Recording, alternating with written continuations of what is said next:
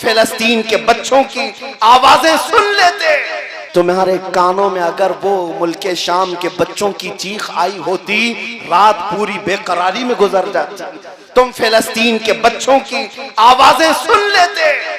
बरसों हो गए मेरे अजीजों, एक रोटी का टुकड़ा भी अगर उनको मिल जाए तो छीना झपटी करते हैं। यहाँ तुम शादियों में खाने गटर और नालियों में फेंक देते हो। मुझे खुद याद है, आज से 4 साल पहले की बात, इराक में बगदाद शरीफ में 11वीं के मौके पर हम हाजिर थे। हमारे जितने साथी थे 11वीं करना चाह रहे थे। हमने कहा 11वीं करेंगे, पकाएंगे, हम ही खाएंगे, जितने खा रहे हैं वही खाएंगे। अल्लाह ने सबको आपको खिलाया है। आओ रिफ्यूजी कैंप में, जो जंगों में जिनके घर तबाह हो चुके, झोपड़ियां डालकर रह रहे हैं, हम बकरे काटते हैं, उन तक गोश्त पहुंच जाए, ये सबसे बड़ी 11वीं है। लोगों ने 13 बकरे काटे थे। मैं सिर्फ एक बात आपको बता रहा हूं, हम झोलियों में भर भर करके रिफ्यूजी कैंप गए थे और ले जाकर के जब तकसीम करने के लिए आए, वो बच्चे ऐसे लिपट पड़े थे कि हमारे कपड़े फट गए, सिर्फ एक एक टुकड़ा गोश्त का लेने के लिए। और जब एक पाव किलो का गोश्त का टुकड़ा किसी बच्चे को दिया जाता, वो चूमता था, आंखों से लगाता था, अपनी अम्मा को पुकारते हुए झोपड़ी में भाग रहा होता कि अम्मा गोश्त आ गया, गोश्त आ गया। ये मंजर देखकर जितने हम तकसीम करने के लिए गए थे रो पड़े थे मेरे अजीजों। ये हालात आज उसी रसूल की उम्मत के साथ हैं और तुम्हें जरा बराबर एहसास नहीं, दर्द नहीं। आज हमारे नाचने के दिन नहीं है, हमारे रक्स करने के दिन नहीं है। नौजवानों को नाचते हुए रक्स करते हुए देखते हैं तो दिल के अंदर अजीब सी कैफियत पैदा होती है। इस्लाह मुआशरा का ये बहुत बड़ा पिल्लर है। यहाँ से अगर खराबियां खत्म हो जाएं, क्योंकि मेरे आका ने फरमाया मेरी उम्मत के 2 पहिए हैं, 2 जमातें अगर सही हो गई तो मेरी पूरी उम्मत सही हो जाएगी। साहबा ने पूछा वो 2 जमातें कौन सी हैं? फरमाया एक उलमा की, एक उमरा की, अमीरों की। ये 2 अगर सही हो गए तो उम्मत सही हो जाएगी, और ये 2 बिगड़ गए तो पूरी उम्मत बिगड़ जाएगी। जरूरत है इस्लाह मुआशरा में यहाँ की भी इस्लाह की। उलमा इमाम अहमद बिन हम्बल और उनके जमाने के बड़े मुहद्दिस हैं शेख अली मदीनी, इमाम बुखारी के उस्ताद हैं। ये इमाम अली मदीनी और इमाम अहमद बिन हम्बल में किसी मसले में इख्तिलाफ हुआ। इमाम अहमद बिन हम्बल के शागिर्द कहते हैं हम एक दिन पढ़ने के लिए बैठे हुए थे, शेख अली मदीनी घोड़े पर सवार होकर तेजी से आए, घोड़ा सामने बांध दिया और सीना तान कर अंदर इमाम अहमद बिन हम्बल का दरवाजा खोला, चीखते हुए आ गए अहमद बिन हम्बल कहाँ है? दरसगाह में बैठे थे। इमाम अहमद बिन हम्बल ने अपने सारे शागिर्दों को बाहर भेज दिया, जाओ हमारी बातचीत होगी। ये है बड़े उलमा की बात। छोटों को पहले बाहर कर दिया, जाओ हमारी बात होगी। दोनों बड़े मुहद्दिस हैं। इमाम अहमद बिन हम्बल जिनको 5 लाख हदीसें याद है, शेख अली मदीनी इनको भी लाखों हदीसें याद है। दोनों एक कमरे के अंदर दरवाजा बंद करके बातचीत कर रहे हैं। शागिर्द कहते हैं आवाज इतनी बुलंद हो गई थी हमें लगता था कि आप मारपीट हो जाएगी, हाथापाई की नौबत आ जाएगी, इतना तेज आवाज अंदर से आ रही थी। थोड़ी देर के बाद आवाज ठंडी होने लगी, पस्त होने लगी, बंद हो गई आवाज, दरवाजा खुल गया।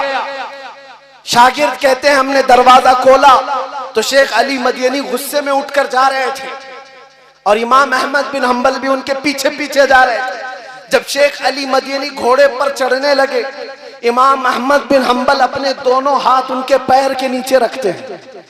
शेख अली मदीनी इमाम अहमद बिन हम्बल के हाथों पर अपना पैर रखकर घोड़े पर चढ़ गए, सलाम किया और निकल गए। इमाम अहमद बिन हम्बल का ये अमल शागिर्द देख रहे हैं। पूछा हुजूर जो इख्तिलाफ था खत्म हो गया? इमाम अहमद बिन हम्बल ने कहा खत्म नहीं हुआ, अभी भी चल रहा है।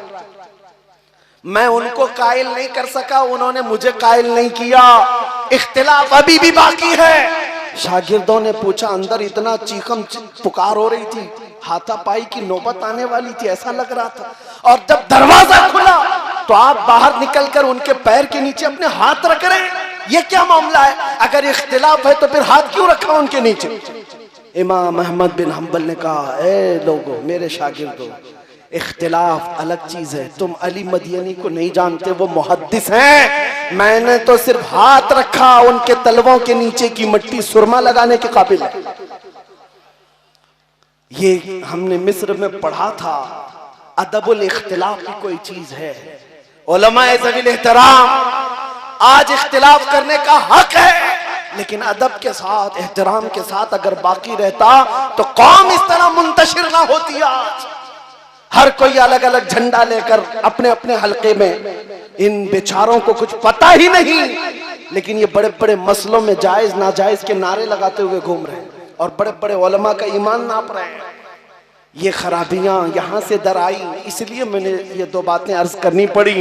बहरहाल जो कुछ बयां हुआ वो आगाज़ बाब था, इसलिए कि इस्लाह मुआशरा एक ऐसा तवील बाब है जिसको शुरू करने के बाद इख्तिताम नजर नहीं आता।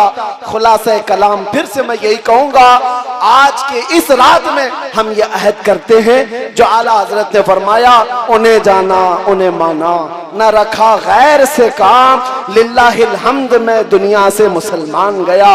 अगर हुजूर पाक सल्लल्लाहु तआला अलैहि वसल्लम की तरफ हम सब जमा हो जाए, वो एक नाम काफी है हमारे इत्तिहाद के लिए, वो एक नाम काफी है हमारे इख्तिलाफात को मिटाने के लिए। हम सबको अगर ये एहसास हो जाए, सिलसिले दसियों क्यों ना हो जाए, ये नहरें हैं, सब उस मदीने के समंदर में जाकर जमा हो जाते हैं। तो उस समंदर से अगर प्यार हो जाए तो इतने झगड़े और फसादात मोहल्लों में कभी नजर ना आएंगे, इतने बुराइयां नहीं आएंगी।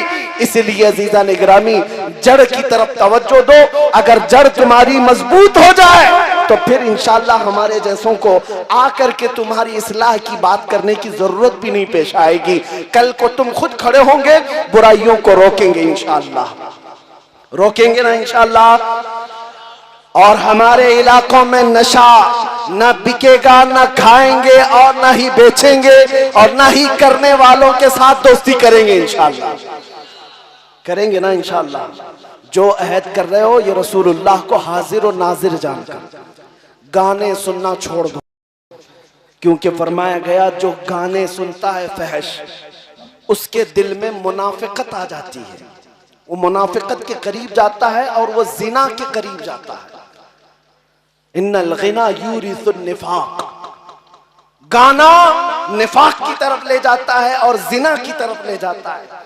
दिन भर एयरफोन लगाकर गाने सुनते रहते हो, पता है क़यामत के दिन इन लोगों के मुतालिक फरमाया जाएगा, सीसा पिघला करके उनके कानों में डाला जाएगा, भेजा बाहर निकल आएगा। जो गाने सुनते थे, बेहयाई के नगमे सुनते थे, यहाँ बुराइयां हैं। अहद करेंगे इंशाअल्लाह, सुनेंगे तो मेरे मुस्तफा की नाते सुनेंगे, हुजूर पाक के कलाम सुनेंगे इंशाअल्लाह, करेंगे ना इंशाअल्लाह।